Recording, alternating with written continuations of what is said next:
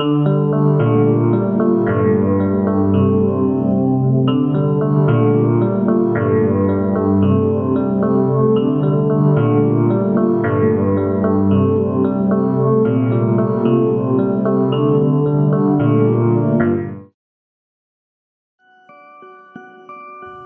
Ilio was 28 years old.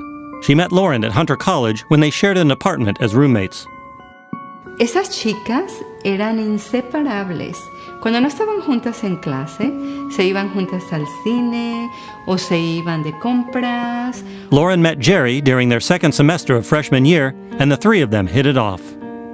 Jerry became third wheel to Lauren and Meg until Meg kinda changed places with him. But don't get me wrong, that's just life. They were still besties. And honestly, we had kind of adopted Meg into the Walsh clan too. We did karaoke every week, and that's a sacred bond. Meg's got a good head on her shoulders.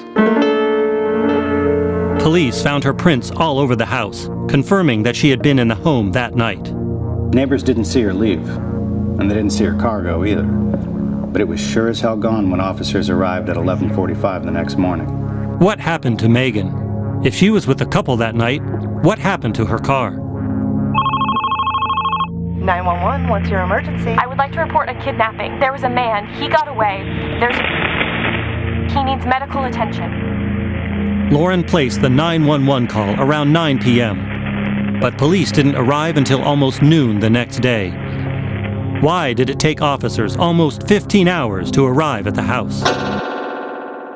This could all and should all have been avoided.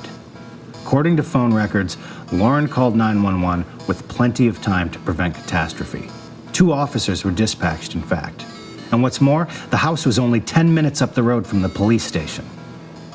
But we'd later come to find out that the 2 officers dispatched never made it there. The next day, a hiker and her dog were walking along a path parallel to the highway when the dog broke free from its leash and ran ahead. The hiker chased after the dog, and as she came over a hill, found an empty police car and the police radio removed from the dashboard.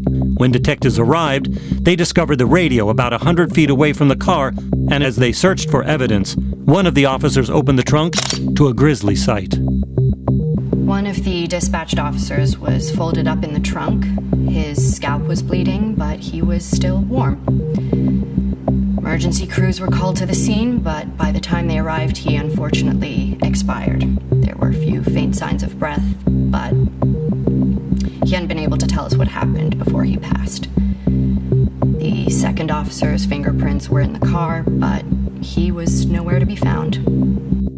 Could this attacker have been a rogue police officer? Or was the second officer kidnapped by the perpetrator? Police were beginning to have more questions than answers. We'll dig deeper on part 4 of Horror in Hamelin on Forensics.